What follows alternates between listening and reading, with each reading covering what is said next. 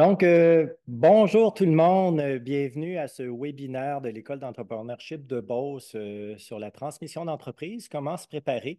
Mon nom est Steve Trank, je suis coach en transfert entrepreneurial à l'EEB. Puis aujourd'hui, il va me faire plaisir d'animer ce webinaire. Pourquoi un webinaire sur la transmission d'entreprise? Bien, ici, comme vous le savez sans doute, au Québec, on vit un enjeu. Cet enjeu, c'est justement le repreneuriat ou la transmission des entreprises. En fait, il y a 34 000 entreprises qui, d'ici 5 ans, devront retrouver un repreneur, donc devront être transmises. Et c'est un engagement qu'on a pris ici à l'EEB, justement, d'accompagner des repreneurs ainsi que des cédants à réussir cette transition, dis-je bien, et c'est dans un objectif d'assurer la prospérité économique du Québec. Donc, aujourd'hui, on a le grand privilège d'accueillir dans quelques minutes deux gradués de l'école. Je vais vous les présenter dans quelques instants. Mais avant de débuter, j'aimerais souligner dans ce mouvement qui est le mouvement Propulsion Repreneurship, l'appui du Fonds de solidarité FTQ et la collaboration de la Banque nationale de Desjardins et du ministère de l'Économie, de l'Innovation et de l'Énergie. Donc, sans plus tarder, je vais vous présenter les panélistes que nous aurons. Le premier qu'on va accueillir dans quelques instants est M. Richard Boisclair. Donc, Richard Boisclair, qui est un gradué de la cohorte élite C22, qui vient tout juste de graduer. J'ai eu la chance d'être avec lui et de l'accompagner lors de sa graduation. Un superbe moment. Et M. Boisclair, donc, après 20 ans dans le monde de l'ameublement de bureau, il a pris un tournant audacieux en se lançant dans le secteur des courses aux États-Unis, où il a dirigé la plus grande entreprise mondiale de karting pendant 7 ans. Mais on le connaît maintenant depuis février 2020, où il a fait l'acquisition de la célèbre entreprise qu'on connaît bien au Québec avec nos hivers, l'entreprise des Abris Tempo, donc une entreprise de renom, marquant ainsi une nouvelle phase dans sa carrière entrepreneuriale. Et d'ailleurs, Richard nous dira tantôt, il se considère comme un repreneur en série. Il nous partagera son expérience. D'ailleurs, pourquoi pas, Richard, tu pourrais apparaître à l'écran? Donc, Richard, bienvenue. Merci. Excellent. Tu vas pouvoir témoigner de ton parcours dans quelques instants.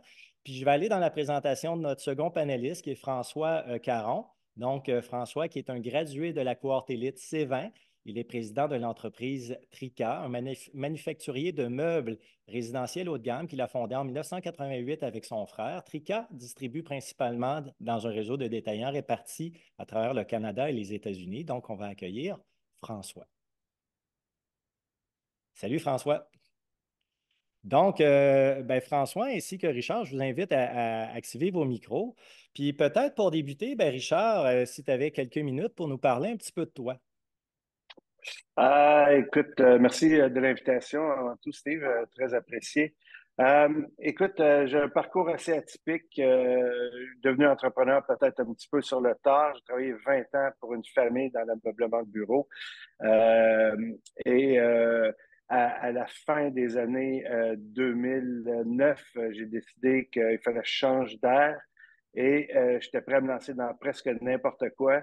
Et une opportunité est arrivée à travers mon frère Michel, qui lui est un passionné de course et qui travaille dans l'industrie du karting depuis plusieurs années, où il s'est fait offrir de reprendre la distribution des produits BRP Rotax aux États-Unis et m'a invité à se joindre à lui pour diriger cette entreprise. Euh, je voyais ça comme un tremplin très court terme, disons, mais c'est devenu une entreprise quand même assez florissante. On a monté assez rapidement à plusieurs millions de chiffres d'affaires US et j'ai réussi à parcourir la planète avec cette industrie-là et on a développé quelque chose. On a vraiment été des, euh, des, des gens qui ont changé la face de ce monde très traditionnel aux États-Unis. Donc, je me suis tout d'un coup devenu repreneur d'une entreprise parce que il y avait trois distributeurs à l'époque. Donc, on a pris le contrôle des trois. Et avec ça, ben, je suis devenu entrepreneur. J'ai revendu l'entreprise et en 2017, ben, j'étais à la maison et je me cherchais une autre entreprise à acquérir. Ça a pris quand même 3 ans, qui n'est pas toujours évident. Il faut trouver la bonne entreprise au bon moment. Et les abris Tempo ont passé dans ma boîte de courriel et Le reste, c'est une histoire du passé. Ça fait déjà 4 ans et demi et très heureux avec une très belle équipe, un produit que tout le monde connaît bien sûr, mais une entreprise en santé pour moi, le produit n'était pas très, très important. C'était si la business était forte en santé, si la marque était forte, et pour moi, ben, ça remplissait toutes les cases. Wow! Merci, Richard, de ce premier partage. Je me tournerai vers toi, François. Donc, parle-nous un peu de ton parcours entrepreneurial. Mon parcours entrepreneurial, pour moi, c'est un rêve de fou. Je l'appelle comme ça parce que j'étais adolescent puis je voulais devenir un entrepreneur. J'avais pas de modèle autour de moi, j'avais personne.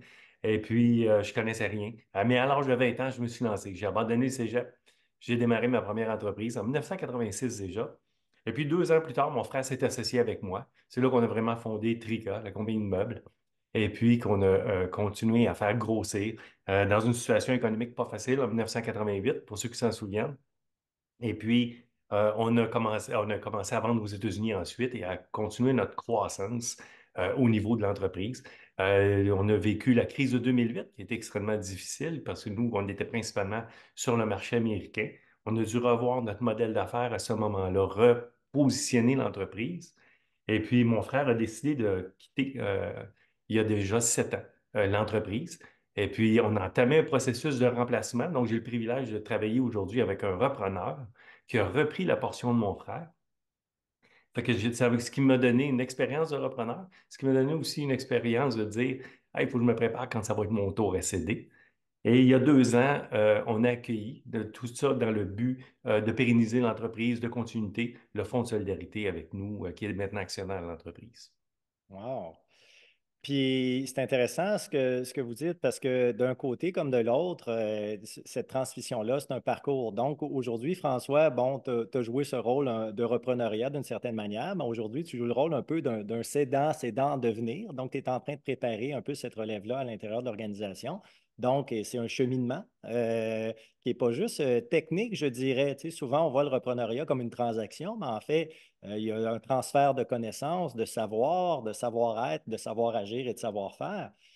Puis la même chose, Richard, toi, tu pourras témoigner de comment tu as repris les abris tempo et comment celui qui était là avant toi, puis qui fait encore partie de l'organisation, si je ne me trompe pas, comment il a été un bon allié pour que tu réussisses le repreneuriat. Ça va? Parfait. Donc, peut-être, Richard, est-ce que tu voudrais commencer par ton témoignage de repreneur là, chez les abris tempo? Comment ça s'est passé? Écoute, moi, je suis quand même assez privilégié, là. C'était une transition qui était exceptionnelle. Euh, il y avait plusieurs groupes qui étaient intéressés à reprendre les abris de tempo. Euh, et il y a eu comme, au lieu, vous savez, que quand on reprend une business, il y a souvent dans la transaction, il peut y avoir une balance de vente. Et dans notre cas, il n'y avait pas de balance de vente, mais le cédant était intéressé peut-être à rouler quelques dollars avec nous, donc garder une participation active dans la compagnie. Et c'était le choix du cédant qui nous a offert de garder 10 de l'entreprise. Et ce qui s'est avéré être sûrement une des meilleures décisions que j'ai pu prendre parce que il avait la bonne attitude, il avait la bonne approche. Et dans mon cas, j'ai dû aussi, il faut comprendre que quand deux êtres connectent ensemble comme ça, il faut mettre notre ego de côté, puis il faut y aller pour le bien de la transaction. Et mon cédant a été quelqu'un qui a pris la position de dire, écoute, Richard, si j'étais dans ta position, je ferais attention à ça. Je ferais attention à ça. Et non pas de me dire, tu connais rien, c'est mon entreprise, c'est moi qui l'ai monté, je sais comment ça marche, tu vois comment ça marche. Il y a une approche très, très, même s'il est de mon âge, il était une approche, je dirais, de grand frère, ce qui m'a aidé à prendre des très bonnes décisions. Et en étant dans un profil psychométrique à l'opposé extrême de qui je suis, est devenu comme un sounding board, si vous me permettez l'expression anglaise, que moi, je suis une personne très créative et très axée sur l'action. Donc, moi, j'avais des idées de modification à l'intérieur de l'entreprise. Et lui, bon, mais je m'assoyais dans son bureau, on discutait parce qu'il est resté en position. Notre contrat était d'1 an seulement. Et on l'a tiré 2 ans et demi avec la pandémie. C'était un petit peu différent. Mais j'avais le luxe d'avoir quelqu'un que je voulais garder près de moi. Et il m'a aidé à m'élever, à élever notre équipe de gestion. On a grandi l'équipe, on a mis des nouveaux processus en place, on a mis de la nouvelle technologie en place, l'implantation d'un gros ERP qui nous a aidé à évoluer. Et lui, c'était pas dans son... vous allez voir, François, tantôt, va sûrement adresser un point qui est important, là, mais euh, moi, je suis un visionnaire. Le mot visionnaire est quand même gros un petit peu, là, mais je regarde devant, je veux développer constamment. Et lui, plus une personne opérante, un bon opérant. Donc, le mix des deux faisait que ça a fait une histoire, une très belle transition. Et maintenant, il est encore sur mon conseil d'administration et maintenant rendu un ami très personnel, je dirais. Wow. Merci, Richard.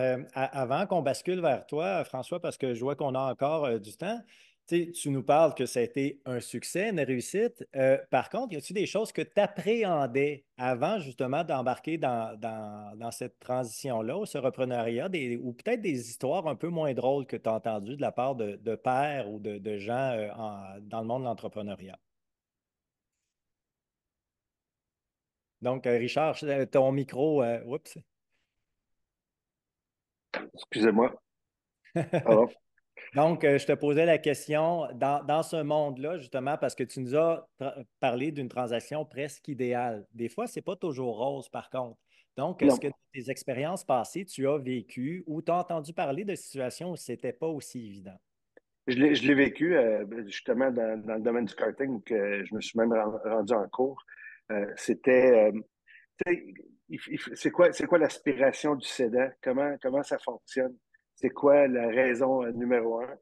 Comment cette personne-là va adresser la transition et comment nous, on va l'accueillir? Donc, tu sais, c'est une question d'attitude. C'est très dangereux de faire une mauvaise transaction. Il faut se donner, il faut dire les vraies choses, puis il faut travailler main dans la main si on veut que ce soit un succès. Parce que souvent, les gens, c'est leur nom. Comme François, c'est son entreprise que lui a fondée. Moi, c'est pas moi qui l'ai fondée. Mais pour François, ça a sûrement énormément de valeur. Le nom de Trica. Donc, il veut avoir une belle continuité. Et je pense que c'est important de partir avec la bonne intention. Hmm. Puis peut-être un dernier point, je me rappelle dans nos conversations de préparation, on disait avant de choisir la bonne entreprise dans laquelle tu voulais t'investir, ben oui, il y en a eu plusieurs, mais il fallait qu'il y ait le fit. Donc, reprendre une entreprise, ce n'est pas uniquement une transaction, il faut s'assurer qu'il y ait le fit avec le cédant. Est-ce qu'il veut continuer à s'impliquer ou non, il s'en va tout de suite? Donc, c'est toutes des choses qu'il faut évaluer. Définitivement. Parfait. Très important. Merci, Richard, de ce premier partage. Maintenant, François, qu'est-ce que tu aimerais nous nommer par rapport à ton parcours je veux dire, de cédant en devenir? Oui, bien, c'est dans devenir, j'ai eu la chance d'avoir eu une première transaction, de travailler avec un repreneur concernant mon frère. Donc, mon frère, lui, a décidé à un moment donné, bien, peut-être 3 ans auparavant, moi, je veux quitter l'entreprise, j'ai envie de faire autre chose.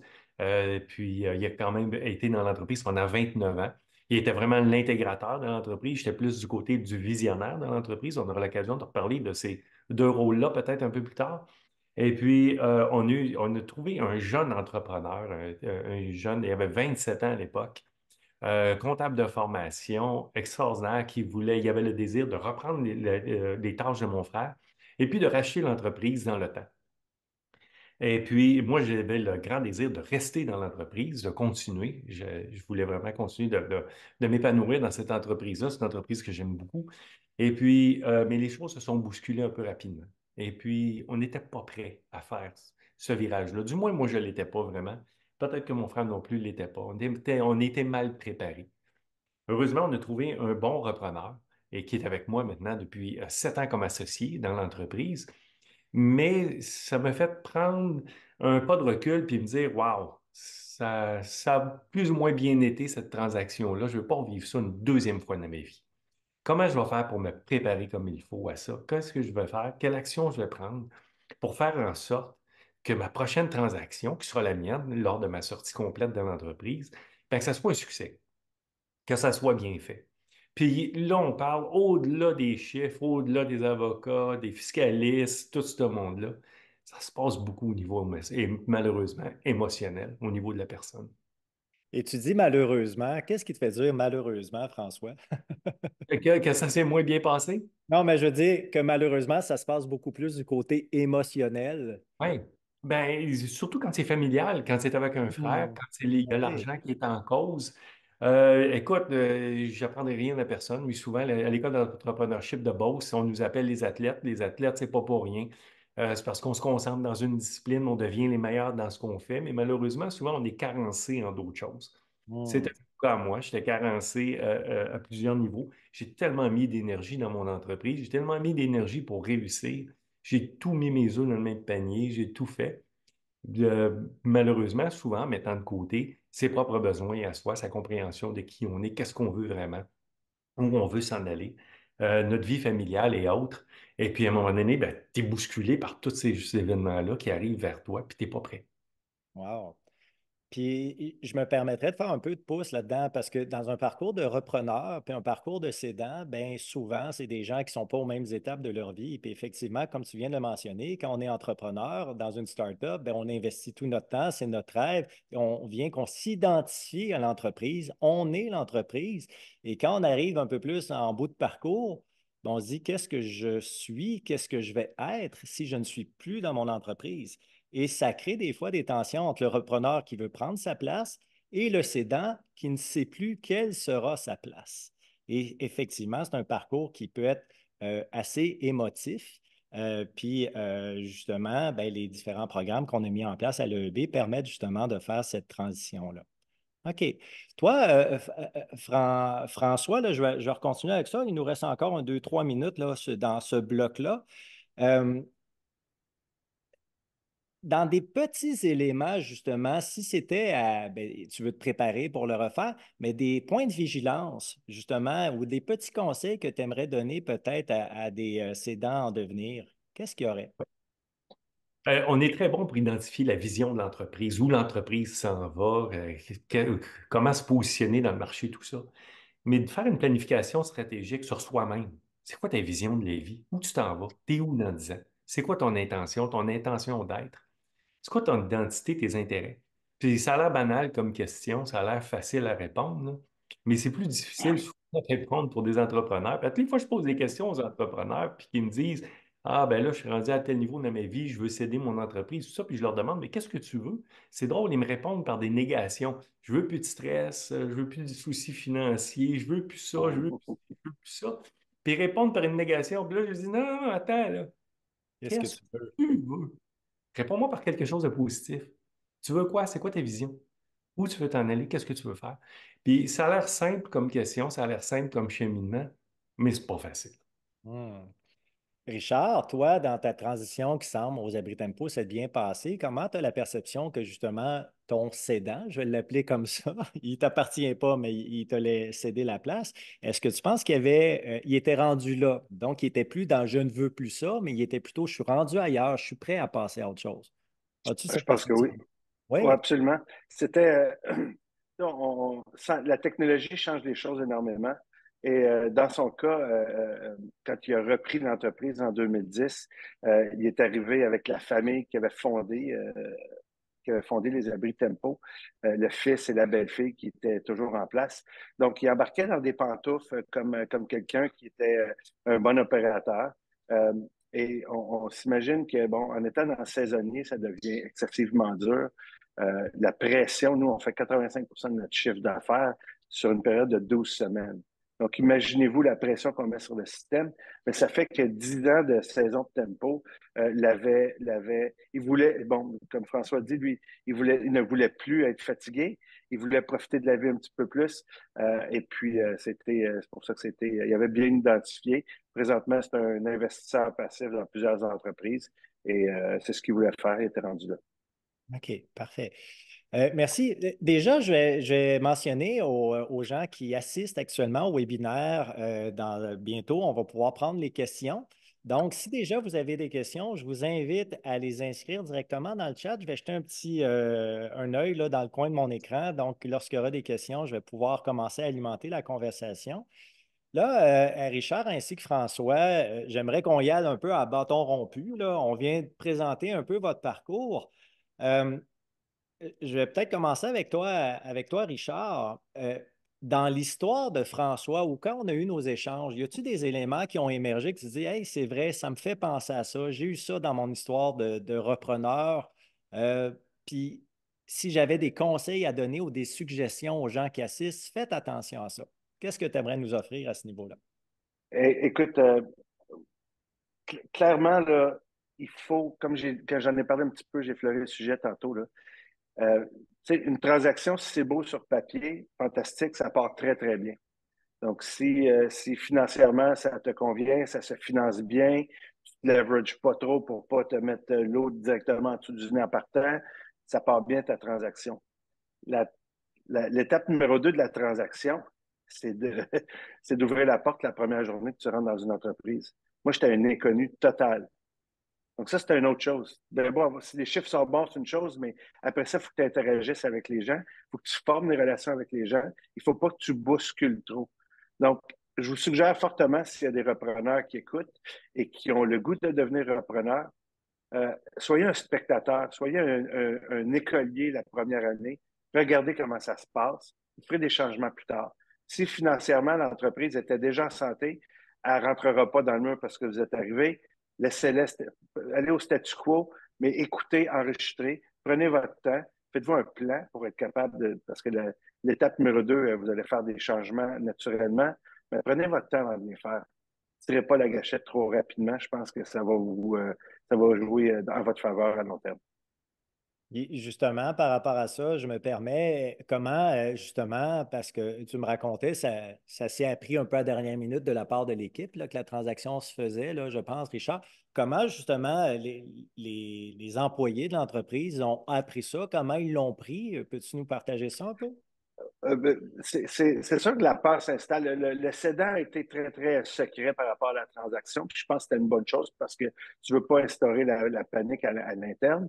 Euh, Bien sûr, les gens des finances étaient au courant, mais de rentrer la première journée, il les a avertis le lundi matin à 9 heures et moi, je suis rentré à 10h30.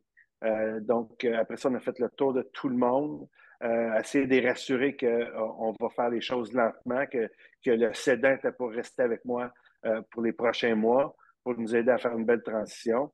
Donc, le but était de les rassurer. Ça se fait pas en une journée, ça prend quelques semaines. Ils voient quel genre de bit que tu es, quel genre d'interaction tu fais avec eux.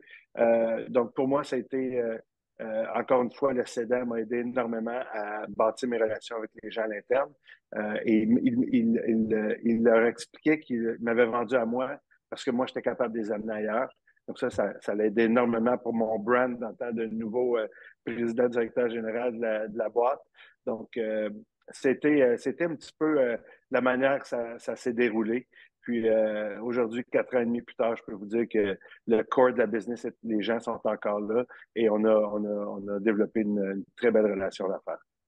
Wow. Puis ce que j'entends derrière ça, c'est qu'il faut que le cédant nous aide justement dans cette transition-là. Et ce que je comprends, c'est qu'elle dit, regarde, je pense que j'ai choisi mon repreneur, en guillemets, puis je pense que c'est la bonne personne pour vous amener ailleurs et continuer le bout de voyage avec vous. Excellent, merci Richard. Toi, François, peut-être dans des points, des conseils, des choses à faire, à ne pas faire, qu'est-ce que tu voudrais nous offrir? Mais dans le cas d'un repreneur, je travaille avec un jeune entrepreneur qui a 20 ans de moins que moi. J'ai eu la chance d'avoir quelqu'un d'extrêmement brillant, talentueux, un jeune loup, comme on appelle souvent, hein, à cet âge-là, qui veut défoncer les portes ouvertes à grands coups de pied, plein d'ambition, tout ça. Mais jusqu'à un certain point, par contre, il faut faire attention. Le jeune loup doit finir par se transformer par un fin renard, hein, Oh. dans tout ça aussi en même temps. Et puis cette transition-là, j'ai un ami qui dit souvent que si tu veux que quelqu'un prenne sa place dans une entreprise, il faut que tu lui laisses de la place aussi en même temps.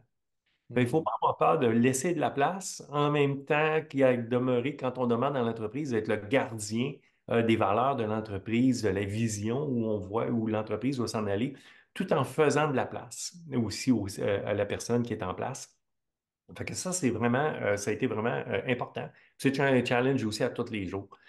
Puis souvent, il faut se rappeler comme entrepreneur et puis c'est la question que je pose des fois à des entrepreneurs qui ont des jeunes repreneurs avec eux, puis je leur donne, puis là, puis ils disent, ah, ben, il est ci, il est ci, il est ça. Ben, toi, à son âge, étais-tu meilleur que lui? Souvent, la réponse, c'est non, il est bien plus brillant que moi, mais il n'y a pas ci, il n'y a pas ci, il n'y a pas ça. Mais comment tu vas l'aider à ce qu'il aille chercher telle et telle chose?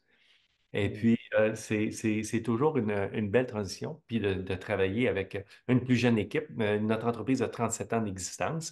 Donc, il y a eu un roulement vers une nouvelle relève dans l'entreprise des directeurs et de tout le monde. Fait que c'est d'accueillir tous ces jeunes-là, de garder le gardien aussi de tout ça en même temps. Wow. Messieurs, je trouve ça intéressant parce que là, il y a beaucoup de questions. Donc, moi, déjà, pour qu'on ait la chance de répondre à plusieurs de ces questions-là, je débuterai tout de suite, même si on avait prévu un petit peu plus tard. J'ai une première question ici de Sarah. Donc, bonjour, comment avez-vous géré la réticence au changement que les employés peuvent avoir lors du transfert d'entreprise? Donc, probablement, Richard, tu en as parlé un peu de laisser du temps, mais est-ce que tu aurais des compléments d'informations à donner? Ben, bonne question de Sarah, parce que clairement, il y a des gens qui ont des réticences, il y a beaucoup de gens qui n'aiment pas le changement. Surtout que mon cédant est une personne très réconfortante, un analytique qui ne bougeait pas à la vitesse d'Hitler, donc ça, c'est très rassurant pour les employés. Euh, il faut prendre notre temps. Il faut vraiment aller faire du one-on-one au début, expliquer pourquoi on est là, qu'est-ce qu'on veut faire avec la boîte, mais surtout de pas y aller trop vite, mais surtout de les sécuriser par rapport à leur position. C'est sûr que pré-transaction, on comprend comment la structure de l'entreprise est faite, qui fait quoi. Puis même, on a travaillé fort à identifier où pourrait avoir des difficultés avec certaines personnes à l'interne. Donc, on a pris le temps de faire ça lentement, surtout lentement, et ça l'a aidé normalement à une très bonne transition. Ah, excellent, merci.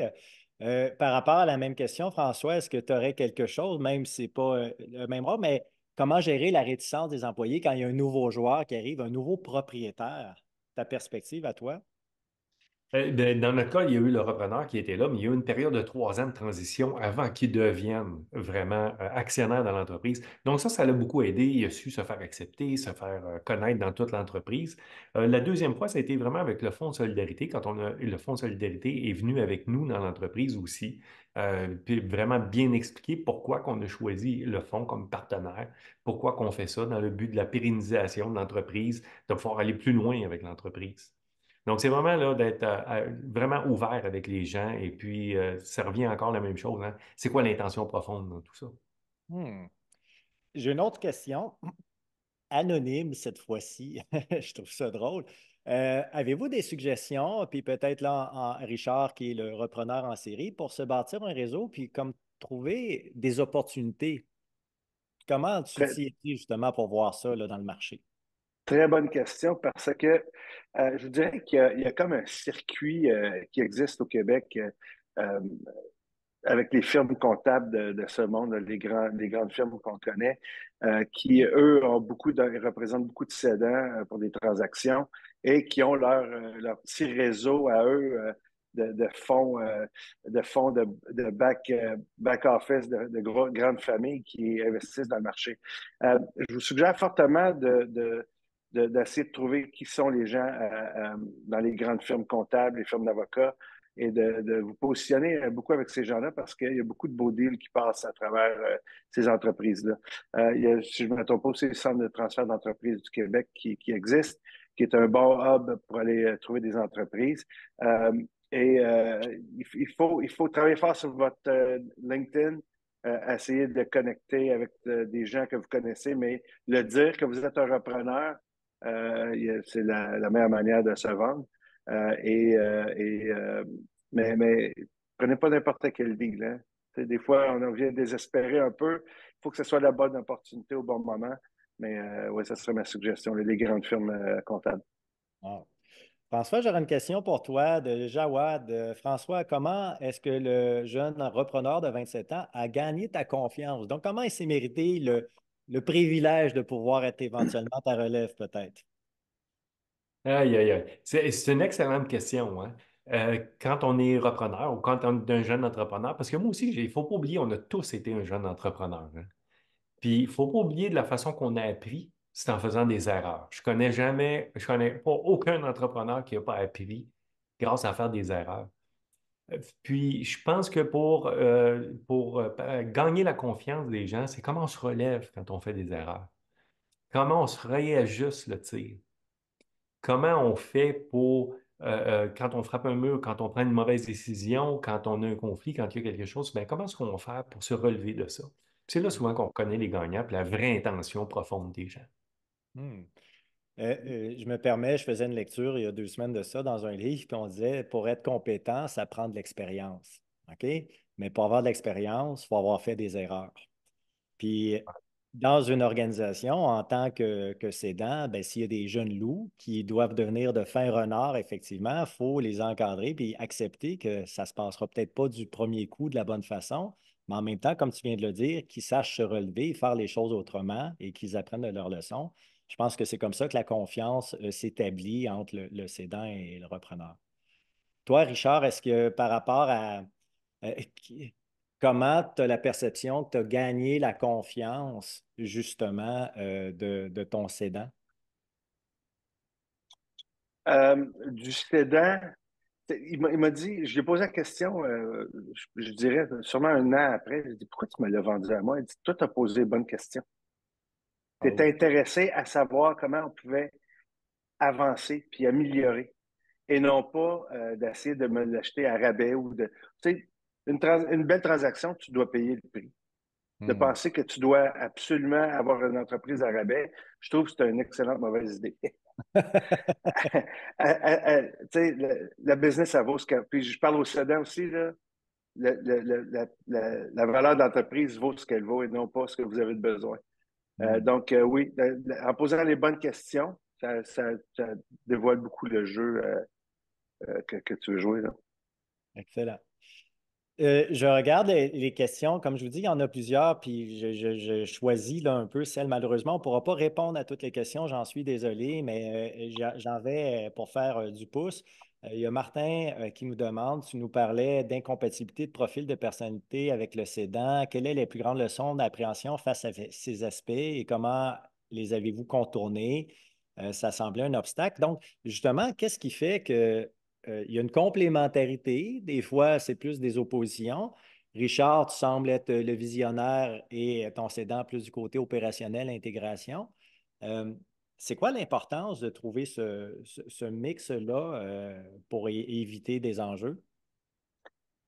Ben, je suis sûr que François va être d'accord avec ce que je vais dire parce que justement à l'école d'entrepreneurship de Beauce, on fait beaucoup du profil psychométrique et maintenant c'est rendu ma Bible. Justement, j'ai terminé un séjour avec mon équipe de direction. 10 minutes à 11h30 ce matin, on venait de terminer. Et je vous dirais que j'ai lu 2 fois leur profil psychométrique pour bien comprendre, communiquer avec mon équipe. C'est pas juste de dire, moi, je vais passer mon message. Les gens liront pas le message nécessairement de la manière je vais le livrer. Donc, il faut s'adapter à tout le monde, adapter notre message, adapter notre approche pour être sûr de mobiliser, d'aligner le plus possible l'équipe. Donc, pour moi, là, les profils psychométriques me servent énormément et c'est au cœur de notre entreprise. Ah. Puis sans doute que les profils psychométriques, mais comme François le disait aussi avec gagner la confiance, je pense que les conversations, d'apprendre à connaître la personne, de ne pas juste jaser des affaires, de jaser d'autres choses. C'est quoi les champs d'intérêt? Est-ce qu'il y a des atomes crochus au moins sur certains aspects? Toi, François, qu'est-ce que tu aimerais dire à ce niveau-là? Hey, premièrement, il faut apprendre à se connaître soi-même. Hmm. Puis des fois, la perception qu'on a de nous-mêmes n'est pas vraiment la perception que les autres ont de nous-mêmes. Puis on ne connaît pas, encore une fois, tout le temps bien qu'est-ce qu'on veut exactement, où on veut aller, c'est quoi notre intention, c'est quoi notre but, notre cheminement, ou c'est flou. Puis c'est un cheminement, moi, que j'ai fait peut-être un peu trop tard dans ma vie. J'aurais dû le faire avant, tabarouette. J'aurais évité tellement d'erreurs, j'aurais évité tellement de conflits avec d'autres personnes. Et puis ça m'a permis, ce cheminement-là que j'ai fait, de mieux apprendre à me connaître, mieux apprendre vraiment là, qui j'étais, qu'est-ce que je voulais, où je voulais m'en aller exactement. Puis ça m'a appris aussi mieux à collaborer avec les autres, de mieux faire connaître aux autres mes intentions et qui j'étais. Et puis, à partir de là aussi, avec des tests psychométriques avec mon équipe, avec le reste des gens avec qui je suis. Et puis, ça me permet à partir de là de mieux gager avec qui j'ai des atomes crochus ou moins. On parlait tantôt aussi de deux profils, hein, le profil du visionnaire dans l'entreprise puis celui de l'intégrateur. C'est souvent deux profils qui sont très différents, mais qui ont besoin d'être complémentaires, de travailler ensemble dans une entreprise. De bien connaître, hein, on est-tu un intégrateur, on est plus un visionnaire. Puis si on cherche quelqu'un pour travailler avec nous ou d'autres mondes, on cherche plus de monde qui nous ressemble ou qui sont des visionnaires aussi ou qui sont des intégrateurs. Puis comment est-ce qu'on va contrebalancer tout ça? Fait que, il y a un gros aspect là-dedans qui est à maîtriser. Et puis malheureusement, comme entrepreneur, on n'est pas tout le temps bien équipé à ce niveau-là. C'est pour ça que moi, je suggère vraiment d'aller chercher de l'aide à ce niveau-là. Ouais. Puis effectivement, à l'école, c'est dans le parcours, que ce soit les parcours élite, émergence ou encore les nouveaux programmes ou parcours qu'on a mis en place dans le programme Propulsion Repreneurship. C'est des choses qu'on aborde, qu'on étudie parce que, tu sais, il y a un mariage dans une vie de couple, mais quand on est avec des associés, parce qu'ultimement, ça peut être des associés, le cédant peut être là pendant un bout, ben, je veux dire, des fois, c'est pas mal plus rough que, que la vie de couple à la maison. Excellent. Je me permets encore là une question pour vous deux, mais tu sais, une entreprise, ça prend souvent, on appelle ça mission, vision, valeur, raison d'être, BI, c'est tous des termes qu'on emploie. Euh, mais l'importance, par exemple, d'un cédant qui dit, regarde, moi, j'ai fait ça pour telle raison, puis là, il y a quelqu'un d'autre qui arrive, qui le fait pour d'autres raisons peut-être. Comment il faut s'accrocher ou demeurer fidèle à la vision antérieure? Comment on peut la transformer? C'est quoi la zone de respect mutuel qui va faire en sorte que le projet n'achoppe pas? Richard, peut-être, là, qui est justement dans un exercice similaire de ce temps-ci. Tellement, on vient de terminer la vision et la mission, les valeurs de l'entreprise.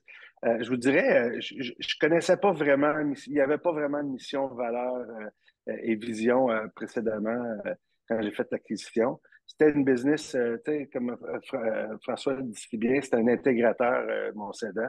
C'est une personne qui est rentrée dans des pantoufles et qui a su maximiser, disons, les opérations financièrement. Euh, mais lui, on finissait la saison, on préparait la saison, on refaisait la saison. C'était comme ça pendant plusieurs années. Moi, c'est pas dans mon DNA à moi. C'est impossible. Le statu quo est une très mauvaise posture pour moi. Euh, je vous dirais que clairement, de développer la vision et la mission de l'entreprise avec mon équipe. Maintenant, vous avez aucune idée de ce qui s'est passé dans les derniers jours. On a collectivement, ensemble, on a décidé où on s'en allait, avec un petit peu, bien sûr, de mon influence. Mais l'équipe a été exceptionnelle et là, maintenant, on a vraiment, on sait où on s'en va pour les 5 prochaines années. Puis ça, c'est réconfortant pour toute l'équipe. Wow. Puis ce que je comprends, c'est qu'évidemment, il y a une continuité là-dedans, mais la mission, vision, valeur doivent évoluer en fonction aussi du contexte, du marché et tout.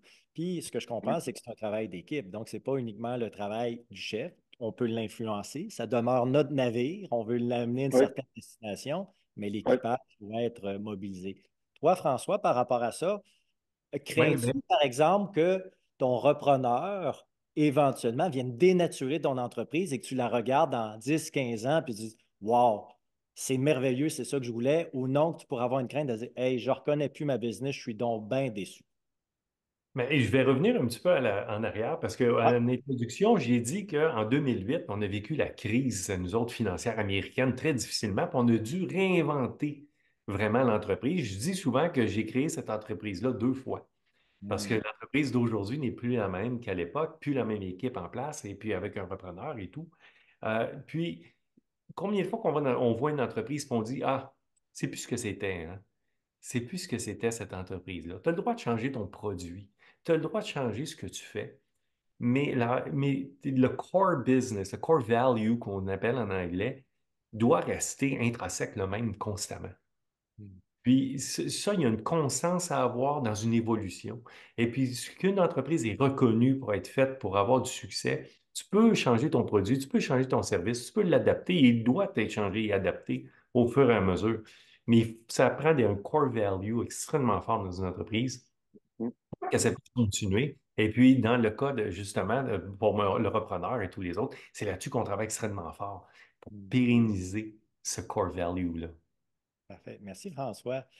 J'ai David qui pose la question, encore là, à vous deux. Donc, c'est important, évidemment, qu'il y ait la complémentarité, par exemple, au niveau du cédant, repreneur et en fait l'équipe de direction. Euh, Est-ce que, par exemple, si on regarde un deal qui financièrement, aujourd'hui, peut-être l'entreprise bat de l'aile, mais on se dit, hey, si je m'associe à cette personne-là, je travaille avec elle, on fait une transition, c'est peut-être que je suis l'élément qui manque pour ramener l'entreprise dans le droit chemin. Est-ce que c'est quelque chose qu'on pourrait explorer et qui vaudrait la peine ou il faut vraiment considérer uniquement l'aspect financier et dire si ça ne marche pas, ça ne marchera jamais. Donc, qu'est-ce que vous en dites? Ben, tu sais, le, le cœur, tu le sens ou tu le sens pas? Est-ce que tu vas apporter quelque chose à cette entreprise-là dans le cas que tu nous donnes? C'est sûr que financièrement, c'est toujours plus plaisant quand c'est excessivement stable et facile à financer. Mais si ça bat de l'aile parce qu'il y a de la mauvaise gestion ou mauvaise vision ou basé sur des mauvaises valeurs, comme François vient de parler, puis il y a quelque chose à faire avec l'entreprise. Un entrepreneur a beaucoup d'instinct. Et moi, je dirais go, absolument. S'il y a quelque chose à faire avec l'entreprise, puis il le sent très bien, j'irai avec plaisir, oui. Wow. François? Euh, comme a répondu Richard, hein, il y a une question aussi dans la personne qui écrit, est-ce qu'il se sent plus comme un visionnaire ou il est plus un intégrateur, hein, quelqu'un qui va Mm. vraiment manager, travailler sur la business et dans la business, ou c'est quelqu'un qui a une vision du marché. Donc, c'est de bien se connaître dans les deux positions, puis voir avec la personne qui va s'associer pour être certain que ça fasse un bon mélange et puis que ça puisse aller de l'avant, mais définitivement. Il y a beaucoup de potentiel. Puis aussi, tout à l'heure, on parlait d'entreprises qui sont à vendre ou aller, puis regarder. La majorité des entreprises, je connais plein d'entrepreneurs qui cherchent des repreneurs, mais ils ne sont pas nécessairement sur le marché en ce moment. Mais ils Hmm. sont à la recherche de personnes, justement, complémentaires, puis qui vont pouvoir s'associer avec eux, donner un second souffle à leur entreprise. Ben, c'est drôle, ça fait le pont avec une question que je vois à l'écran, donc de Thomas, qui demande, tu sais, avec vos repreneurs, c'est quoi les démarches pour que justement on aboutisse avec un repreneur? Est-ce que justement on s'est annoncé, on cherche quelqu'un? Dans ton cas, François, si je comprends bien, c'est que tu avais un membre de ton équipe qui travaillait là, puis en donné, en voyant ce qu'il faisait, peut-être que tu lui as proposé, ça te tenterait-tu? Comment ça s'est passé pour toi, François? Mais ça a été, quand mon frère m'a annoncé ça, qu'il voulait quitter, hein, il dit, moi, dans 3 ans, je ne suis plus là, puis je veux quitter graduellement de l'entreprise. On a fait affaire avec une firme, un chasseur de tête, nous trouver un jeune repreneur, quelqu'un qui a vraiment le goût de l'entrepreneuriat fort, qui veut racheter éventuellement dans le temps les actions de mon frère, qui a un profil vraiment qui était plus au niveau financier, qui était le volet très fort de mon frère. Donc, un comptable, un jeune comptable. Et il faut se souvenir, il avait 27 ans à l'époque, là. Fait que c'était quand il était quand même très jeune, mais il avait une drive, le gars, incroyable. On s'est dit, écoute, on va l'essayer. Et puis, on a fait 3 ans avec lui avant de, justement, comme ça, pouvoir reprendre vraiment la place de mon frère dans l'entreprise. Donc, dans ton cas, ben, c'est quelqu'un qui a pu travailler dans l'entreprise, qui est prêt à la connaître. Toi, Richard, qui arrive comme un repreneur dans une organisation un peu qui voit, entre guillemets, bon, une opportunité, ah, je vais me lancer là-dedans, on l'approche. Parle-moi donc de justement, tu as un profil type de repreneur qu'on dit en série, là, jusqu'à présent, c'est ce que tu as fait.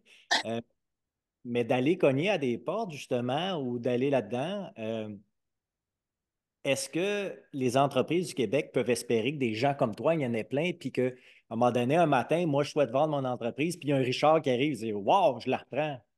Est-ce que tu es une minorité dans le monde de l'entrepreneuriat qui agissent comme ça, ou tu connais plusieurs personnes qui sont un peu dans ce mode de chasseur, chasse aux entreprises? J'ai de la misère à répondre à ça parce que j'en ai aucune idée. OK? Il y a beaucoup de cédants. Je pense comme n'importe quel entrepreneur, on doit identifier les talents à l'interne. Mhm. Je le fais déjà. On engage des jeunes qui sont dynamiques. On ne sait jamais où ça va nous amener. En n'étant pas en mode cédant, mais tu as toujours le radar ouvert, tu veux toujours trouver des talents. Et souvent, il y en a peut-être là-dedans qui ne savent même pas qu'ils vont devenir des repreneurs, mais qui vont. Ça peut être deux, trois personnes ensemble. Donc, OK.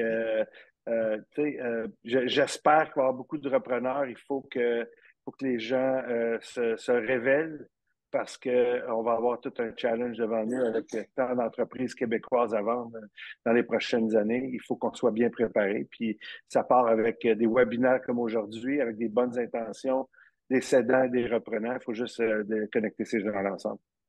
Excellent. D'ailleurs, avant qu'on rentre dans le dernier bloc, puis il reste quelques questions là, qu'on va pouvoir répondre. Tu sais, que lorsqu'on est entrepreneur, ben, il y a le chemin pour certains. J'en ai fait partie à l'époque de partir from scratch. OK? On part d'une page blanche, on crée une entreprise avec tous les défis que ça comporte. Actuellement, ben, il y a des gens qui ont peut-être ce désir-là de partir leur propre entreprise. Mais des opportunités, puis je ne le dis pas que c'est d'une chasse aux aubaines, c'est pas ça. Il y a des entreprises qui actuellement fonctionnent superbement, mais leur propriétaire est rendu justement à une étape de sa vie où il doit passer à autre chose. C'est la vie.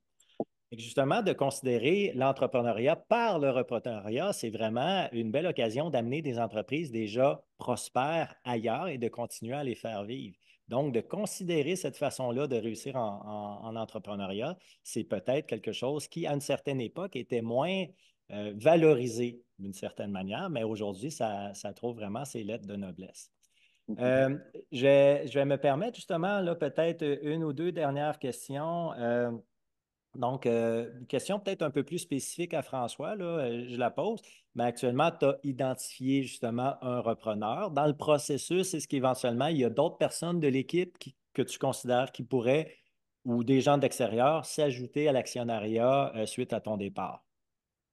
Ben, pour continuer la transition aussi, c'est pour ça qu'on a rentré le fonds il y a 2 ans dans l'entreprise, donc le fonds de solidarité qui est devenu un des actionnaires de l'entreprise pour assurer la pérennité de l'entreprise, s'assurer qu'il y a, comme on dit en anglais, un third party dans l'entreprise, hein, une troisième partie dans l'entreprise pour continuer à structurer, organiser, pour pérenniser l'entreprise. Donc, en ce moment, c'est vraiment le fonds là, qui a joué ce rôle-là extraordinaire avec nous, puis qui nous aide à continuer de préparer ça, puis surtout la croissance.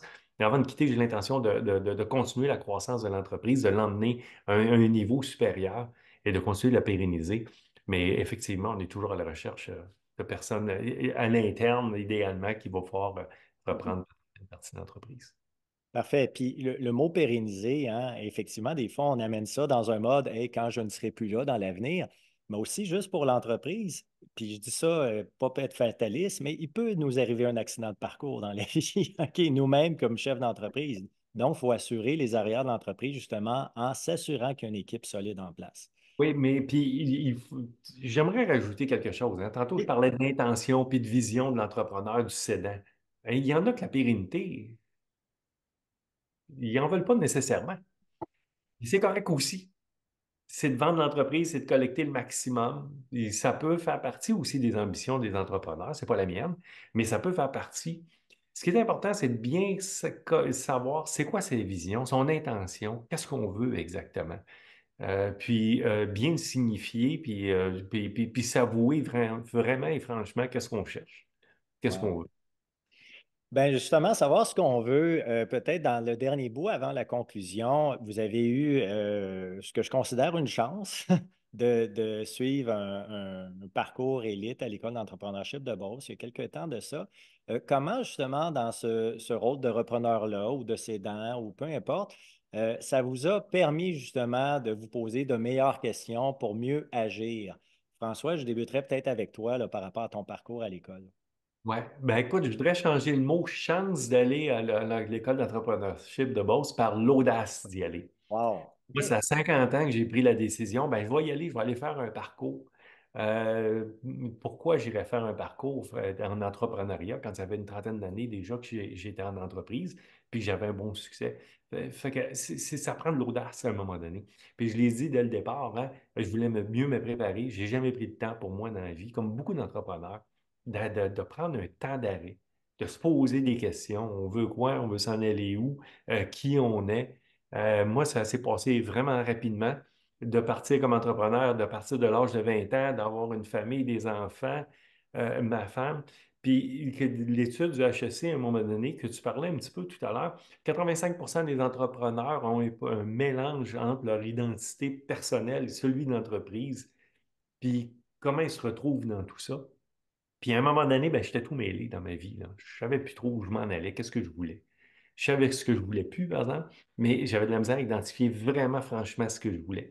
Puis ce moment d'arrêt-là, d'aller à l'école d'entrepreneurship de Beauce, de m'inscrire dans un parcours de 2 ans, de commencer, d'aller chercher de l'aide aussi par des coachs aussi à travers ça, par de la lecture, de prendre un moment d'arrêt, de réflexion, de se poser les bonnes questions, de faire une planification stratégique personnelle. Je suis où dans 10 ans? Ça va être quoi mon leg? Qu'est-ce que je veux faire exactement? C'est quoi mon intention d'être? Comment je veux léguer cette entreprise-là? Ben, c'est toutes des questions que l'école d'entrepreneurship de Beauce a permis de me poser, de répondre, et puis de me donner l'audace d'aller chercher encore plus d'aide pour Hmm. m'entourer, pour bien faire, puis me dire, ben, Caroline, il me reste combien d'années sur le marché du travail? Qu'est-ce que je veux réaliser? Qu'est-ce que je vais réaliser pendant ces années-là? Je veux quitter comment, moi, mon entreprise? Par la porte d'en avant avec une corde d'honneur ou par la porte d'en arrière avec ma boîte un vendredi soir? Je Hmm. veux partir avec un gros chèque ou je veux partir avec la satisfaction d'avoir bâti quelque chose, de léguer quelque chose à ma communauté? Ben, c'est des bonnes questions à se poser, puis il faut prendre le temps de se poser. Puis malheureusement, comme entrepreneur, ben, on ne prend pas le temps de se poser ces vraies questions-là. Puis on est mal entouré, puis on en parle autour d'un verre de vin avec des amis, mais souvent, ce n'est pas suffisant. Bravo d'avoir osé, François. Richard, toi, est-ce que c'était une chance ou de l'audace? Hey, sais-tu quoi? J'ai osé pour des raisons totalement différentes. Je Hmm. trouve ça fantastique ce que François vient de dire. Euh, moi, je vous dirais que ma carrière d'entrepreneur n'a pas commencé en 2010. Donc, et je vais toucher un point que François parlait tantôt, l'introspection, de savoir qui on est, qu'est-ce qu'on veut pas.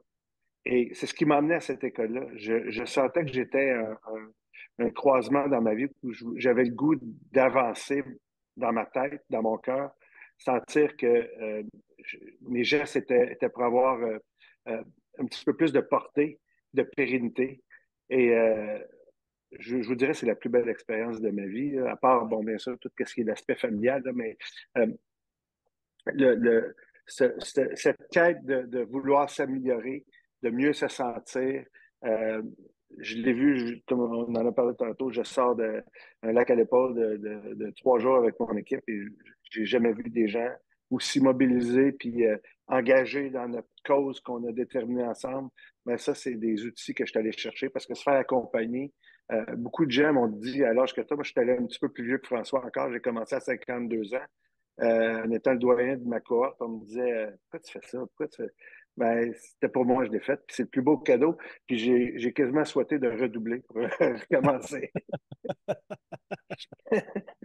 T'as manqué ton coup. Wow.